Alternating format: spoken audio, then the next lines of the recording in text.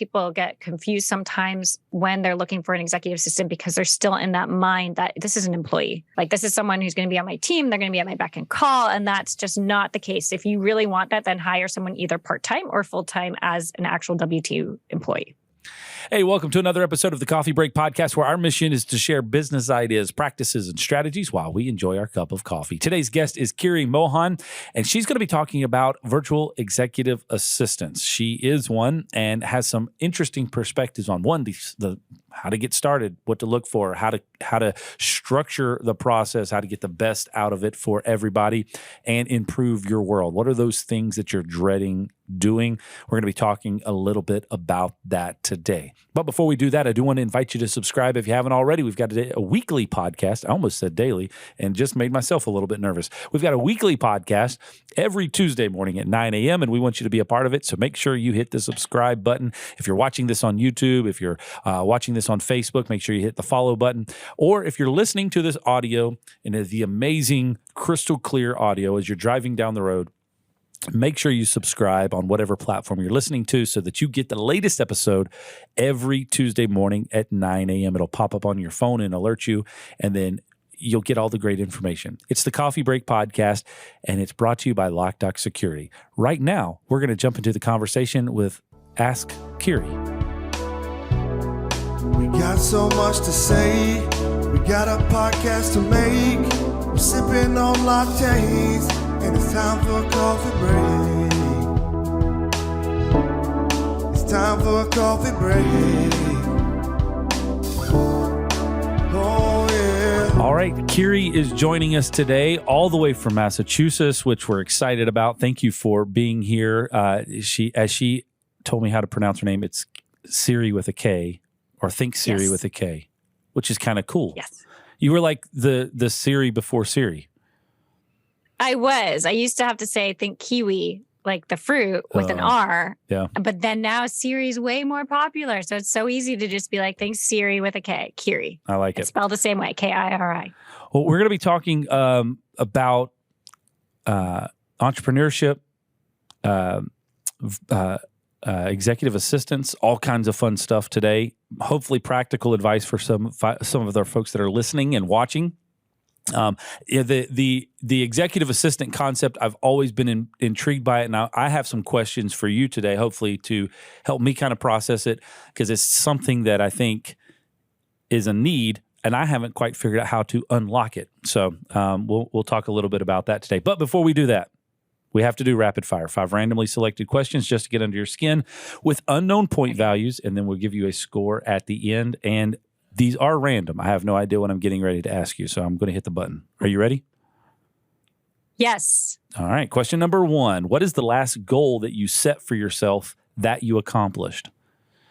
Oh, okay. So I am starting an initiative where I am teaching women how to build and grow a business. And my goal is to create a fun PowerPoint webinar workshop experience. And I actually did it. And I created the PowerPoint, and it took me 4 hours, and slides went all over the place. It was a choose your own adventure, very fun, and people signed up for it, and it was great. Awesome. Congratulations. Yep. See? Thank you. These aren't all scary questions. No, I don't know what the next one's going to be. Question number 2. What would be the best and the worst part of being a cat, in your opinion? The worst part would just be being a cat. I don't like cats. Okay, the best part would be, I guess, falling asleep. Like, it's hard for me to take naps, and cats seem to take a lot of naps. So I think that would be fun to be able to just sit down and take a nap. Yeah, I would agree with that first part. My original thought was realizing that so many people just hated me. Being a cat. I know, right? Just walking around knowing that. All right. Question number 3. What is your opinion on tattoos? I have one. Just one? But yes, just one. I do have an opinion on them. All right. My husband has 8. Oh. And they are he has my name too, all over the place, all on his body. I like them if they are well thought out and they have significant meaning. I am a huge Star Wars fan, and my tattoo is related to Star Wars, and it's kind of hidden. You wouldn't know it's there unless I'm wearing a bathing suit. That's my opinion. Of course, I'm married to someone who's the opposite, who wishes they were all over his face and everything. But I think they should only be put on your body if you have real connection and really means something. Okay, I agree with you on that, and I see all the Star Wars decorations behind you. Yeah, so kind of blur it or something. No, it's forgetting. It's great. So I'm in the kind of the same, but one, I don't like needles, so that is a whole thing. And then secondly, it's what is that high level commitment that I'm saying, all right, this is definitely something that I want etched on my body for permanency, and that is something that I haven't quite arrived at yet. Going like, I don't know, like, am I going to regret this in 6 months? Well, my brothers teased me mercilessly for getting a Star Wars tattoo because Star Wars was over. There was no more Star Wars. What was I doing? And then 6 months later, Disney bought Lucasfilm, and I got to rub it in their face. See, you were ahead of the curve on Star Wars and Siri. Yep, right. I mean, it's really kind of a thing. All right, I think this is question number 4. If you could assign one household chore to someone else, what would it be? Oh, cooking. Absolutely. I really value home cooked meals for the health reasons. And I hate doing it, but I'm the only one that does it in the house. All right. I like it. And then question number 5, what is the most uncomfortable situation you've ever found yourself in? Someone in 7th grade left chocolate on a chair in the cafeteria, and I was the poor person that sat in it, and I had light jeans, and I wish I was making that up. I really do. And I didn't know, and they were laughing at me, and I walked around for probably 3 more periods with chocolate on my jeans, on my butt. That's sad. Yeah, that was rough. I hate even bringing that up, but yes. It's funny that you bring it up because I just had this conversation the other day with somebody because of a similar thing. I had one time I was on a road trip to a business meeting, driving for two hours or something like that, and I was eating a granola bar or something like that. And as I do frequently, drop things on myself. It's either coffee on my pants or some type of food.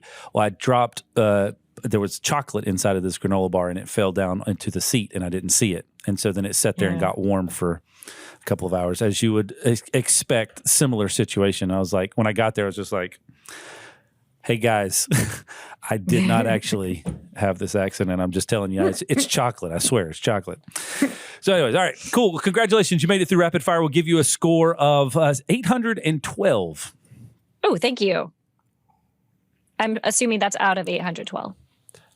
You can assume a lot of things. All right. So let's jump into the conversation about it. Virtual executive assistants. So, I don't want to spend a whole lot of time talking about the virtual side because I think that we've had other guests on before that have talked a little bit about that and understanding kind of how that fits in. You've got some experience with it. What is a reason if I'm sitting here today, and kind of we were just talking a little bit before we started recording, depending on the role that I'm in, and I say, hey, I need to look at an executive assistant.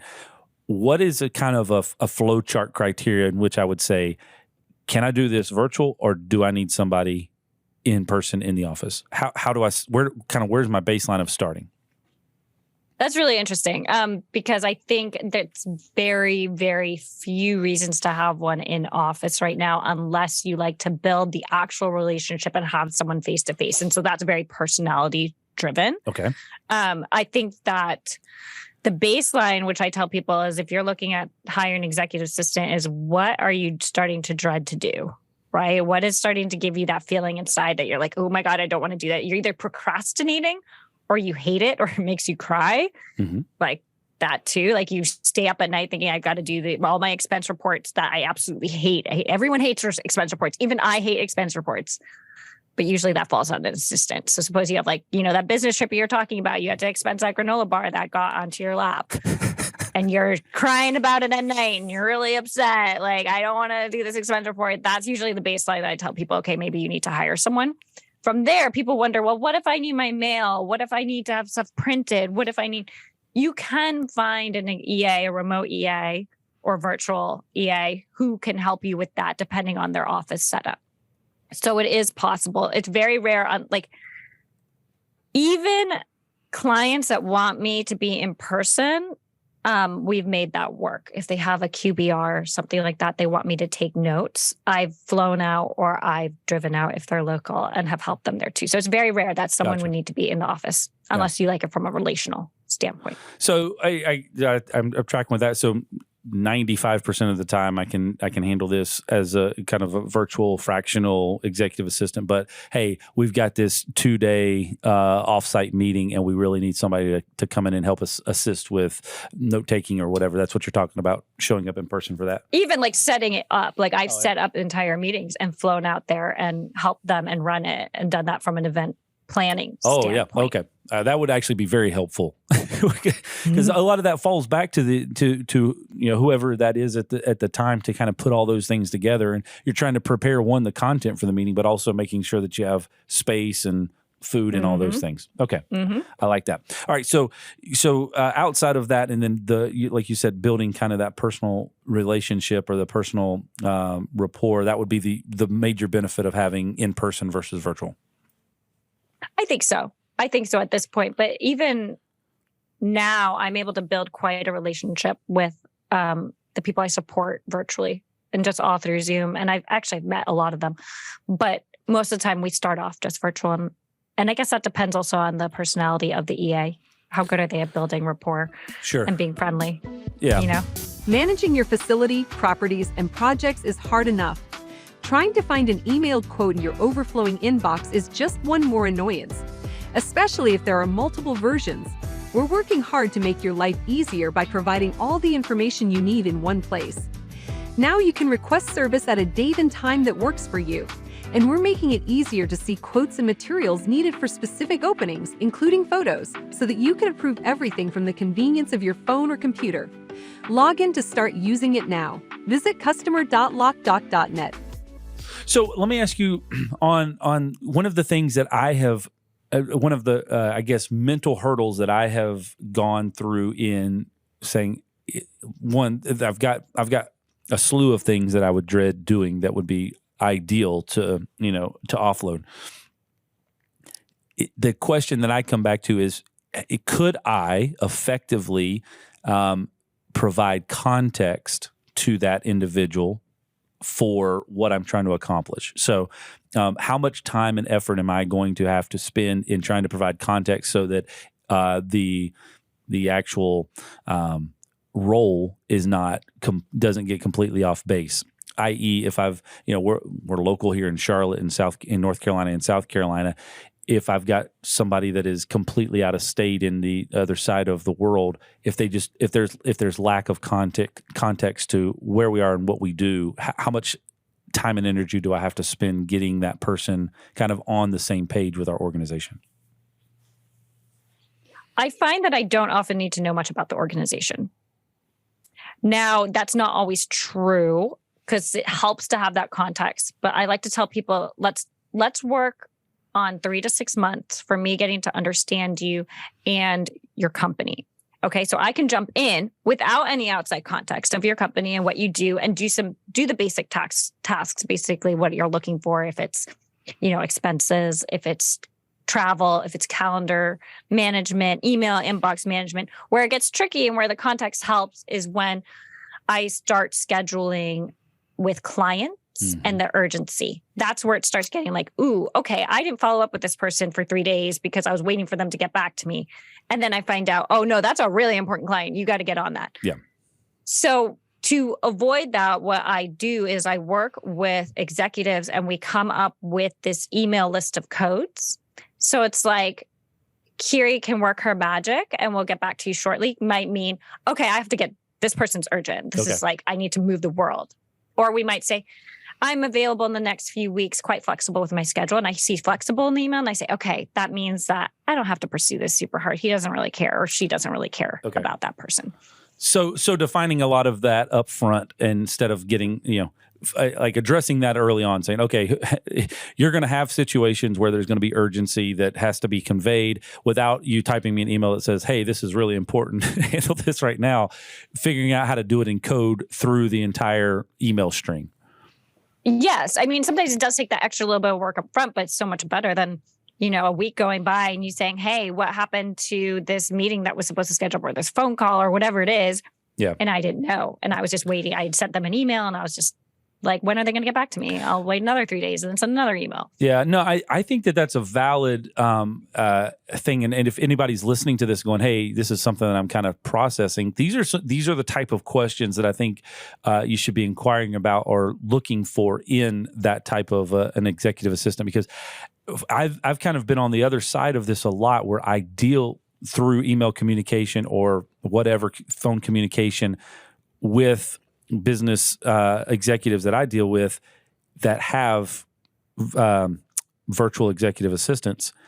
So I'm getting communication back from them, and I can understand that the context got lost somewhere along the way. So obviously there's a miss somewhere on their connection point between the executive and the assistant, that they're kind of missing the mark. So these are some really valuable things of just setting that tone up front. It's impressive to hear you that you have already kind of worked through those and addressed those things, because those are some real hurdles that even the client sees and feels on the other side. I do want to say also, I think it makes a difference with the EA how much experience they have, and if they've had experience in a corporate office versus they just, maybe were an admin at one point doing front desk and then deciding that they wanted to go into the virtual world and be a VA because they heard, freedom, flexibility, more money. And then it's like there's a lot of misfire with that too. So I think it's experience as well. And I have that corporate background. Yep. So I've got a little bit more of an edge, I think. Gotcha. Okay, so let's jump into some of the nuts and bolts of this, because you've got a couple of different things going on. You're working with entrepreneurs all the time at I guess multiples of different size and scales of business. Where I think the maybe the easy basic question is, when do you start to see the need and the kind of the economics for hiring an assistant for that individual? Because I'm as I'm asking the question, I'm trying to process it. Like I guess early on in the business growth, it may feel like it's impossible, but that may even be the best time to look at hiring somebody, because maybe the economics of scale to hire a fractional assistant is much more competitive than as you scale up and get larger and have more demand. Yeah, that's another dependent question, because I actually do not work with people who are just getting started. Okay. Because it's disorganized. But there are EAs who thrive on that, who love putting the SOPs in place, love finding the systems that will help organize your business and make it run faster and smoother. And like they'll set up all these systems for you. So they are just managing them, and it's clicks and buttons and everything's going. So that I would recommend, yes, sometimes you need that person in the beginning. And that's very different, I think, than what I do as a fractional EA, because that's more of a tech VA or a general VA. What I do is I come in usually when they could already have that person on board. Okay. Their company is pretty established. They might be a startup, still in startup stage, but that means they've been startup stage for like 4 or 5 years. Okay. They've got a good team. They've got employees. They've got stuff figured out. They've got HR, they've got different things going on. I come in and I primarily help with one person as opposed to a company. Gotcha. And I feel like I didn't really answer your question, because I still think it's like, when are you starting to dread something? And then that's when you should think about hiring. Yeah. No, I follow that and track with that. Yeah. So, okay. So let's move towards some of the kind of practical things. What am I looking at is, from a cost perspective, because I think that's another whole component. Is I've had, I would say, probably a dozen conversations with different companies through interviews on the podcast or various conversations, and I really still don't have any scale of concept of what does it cost to bring on somebody to help me with these tasks that I actually despise or dread. Well, it's like any business. You're going to find people who are on the very low end. If you want to go offshore, there's tons of Filipino VAs, just general VAs, and they will cost you $5 to $15 an hour. Okay. So you could go that way. Pros, price. Cons, from what I've heard, sometimes the language, sometimes they disappear for days at a time. But if you're not looking for someone who's talking with clients and who's just doing projects on the back end, absolutely, that might be a great choice. Then we look at people that can scale all the way up to $3,000 to $5,000 a month. And those are the EAs that you're looking for, like myself, who have the corporate background, who have the ability to write really professionally, understand nuances, get stuff done within 24 hours, business hours, and just be your kind of right-hand person. So again, range is different. If I say like average $50 an hour, if you're looking for an American executive assistant who's virtual, who has a good background, I would say probably $50 an hour is an average of what you're going to spend. Gotcha. And then you just basically create a criteria of these are the things that I want done in this amount of time and just kind of structure it like you would a normal position. Yeah. So I talked to them about that in the very beginning. Like, what is the most important to you? What is holding you back? Where can I come in and help? And then that's generally what we go down through and talk about. But yes, just like any job description, that's the most helpful. Very cool. Okay. So as we kind of navigate through that, so now we have at least some context to cost. The next thing is it's obviously finding somebody that's going to support you. So you're finding somebody that's going to represent you well, all those types of things. So is it a typical interview type process that you would have, or like the onboarding, the looking for somebody, the finding somebody that can do this for you? What are the things that I'm supposed to be looking for from that side of the equation? Well, there are two ways to go about this. One, you can look at the virtual EA as a business owner, and then it's like, I like looking at it like that because it kind of takes the pressure off, and it's not so much as a job interview. It's getting to know the person, talking to their references, going in through the process of like, let's have 4 or 5 meetings before we hire or decide we're going to hire. And that's just as helpful for me. Excuse me. I don't hire I don't hire, but I don't work with someone after one meeting. I have to talk to them quite a few times. I have to jump in and kind of see, like, show me your inbox, show me what you're looking for. Like, what is your travel schedule like, right? What are your expenses like? If I'm going to be spending 6 hours a month on your expenses, that's going to kill me. I don't want to do that. That doesn't sound like much. Yeah. But it is when you've got all this other stuff going on. Okay.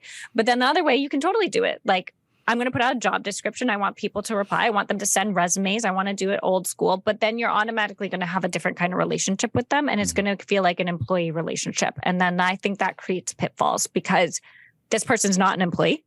They are a contractor. And where they're not getting back to you right away, it's going to feel frustrating. And it's going to feel like, why aren't they doing what I'm saying? Oh, I think I need someone more available. What does that look like? And I think you go into it the wrong way by trying to look at them as an employee. You should go into looking at it as like a work relationship, a colleague, another business partner almost, because they are a business owner. Gotcha. So that's actually very good advice. Understanding you're basically hiring a service versus an employee at that point. Yes. It's totally different. And I think that's why people get confused sometimes when they're looking for an executive assistant, because they're still in that mind that this is an employee. Like, this is someone who's going to be on my team. They're going to be at my beck and call. And that's just not the case. If you really want that, then hire someone either part-time or full-time as an actual W-2 employee. Gotcha. So there's a lot of kind of consulting through the process of what is it that the outcome that I'm actually looking for. Am I just saying, hey, I need these things taken care of, and so I'm kind of offloading these responsibilities, or do I need somebody to be kind of on call through the workday to take care of things as they come up? Yes. So I do try to preface what I do. And when I talk to people immediately, not about what can I do? How many hours is that going to take? What does the list look like? I talk about more, what kind of turnaround time do you need on these tasks? Right? Because if you're looking for a 24-hour business turnaround time, if you want your email on my phone, so I have greater availability, if you want me after hours to potentially work on things or even rearrange travel for you after hours, that's going to be a higher price point. Sure. Then suppose you say, okay, well, you know what? I don't mind if you're just in your inbox when you're on the computer, which for me can range anywhere 2 to 6 hours a day. Okay. So if I'm just on the computer and they don't care, that's fine. But if they want the extra availability, that's how I structure. I say, well, think about what you want in terms of turnaround time. Yeah. Not tasks, because the tasks will get done. I will get it done. But how soon do you want them to be done? Gotcha. I think this is probably one of the most informative conversations that I've got down to the actual real nitty gritty of how this works. Because I think most of the conversations I've had to this point have been more just on the sales-ish side of things, less on the tactical, like how does this actually work? How can I see this really becoming a benefit to me? And so I definitely appreciate that. According to a recent study, nearly 50% of burglaries and unauthorized entries happen through propped or unlocked doors. We want to help our community improve this statistic.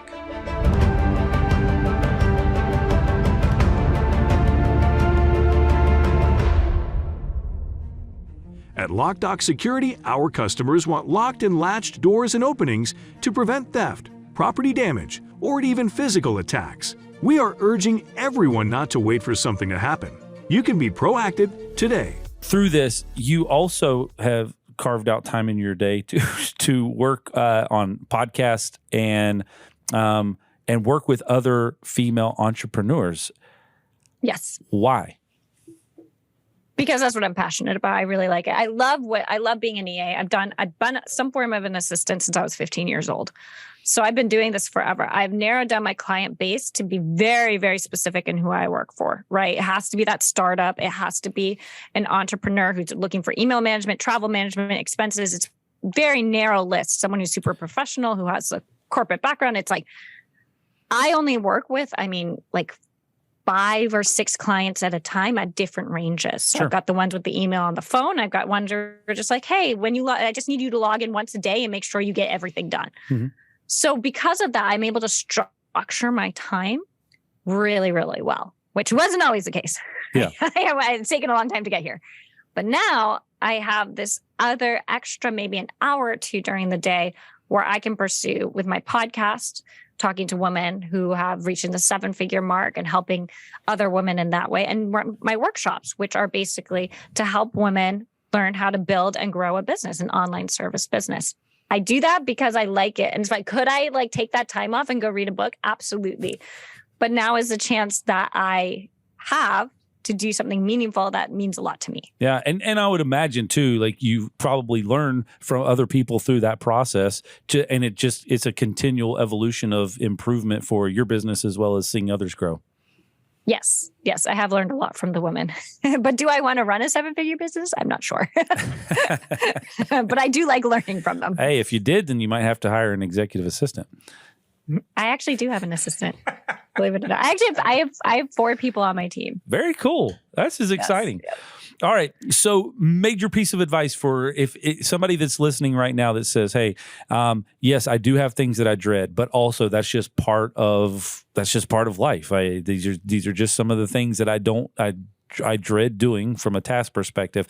Why do I need to work on hiring somebody or contracting somebody to help me with those? Think about what you could be doing in that time. Not only the time that you're it's mental and actual tactical, right? So mental, you're freeing real estate from your brain. You're not dreading that anymore. I can't even imagine the stress. Actually, I can imagine the stress. That's why I started hiring a team, because I was dreading doing things, right? So imagine taking that away and just being like, oh my God, I don't even have to do that anymore. That's so nice. And then from a tactical standpoint, you could be generating sales. You could be using that time going on your LinkedIn navigator and trying to contact people, or however I don't know how people do sales that aren't EAs, but you could be using that time to plan and market and do whatever you need to do. That's not this dreaded expense report. I keep bringing that up because everyone dreads them. So it's a very common, it's a very easy example. Yeah. It's an easy one. But imagine that hour a week that you might take, or even half an hour a week that you could be doing something else with.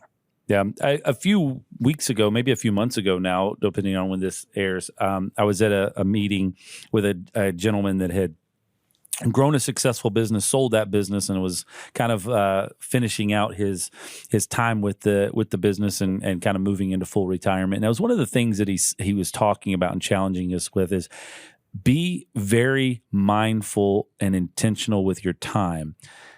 What are the the daily tasks that you're putting your efforts towards, and are they the ones that are driving the biggest benefit for the business? Because you're in that position, you're in that role, you have to be making high level decisions. Are you being distracted with tasks that are not driving activity towards those high level decisions? And if that's the case, you need to make a big shift in your day-to-day processes. So, and that lines up a lot with what you're saying too, is like, you can dread it, yes, but also what is the negative impact of holding on to those things versus putting your attention towards the things that could massively grow and impact the business? It's also a mental shift. It's like a lot of pushback I get from potential clients is like, but I can book my own travel. Sure. I mean, it doesn't take me that long to rearrange my meetings.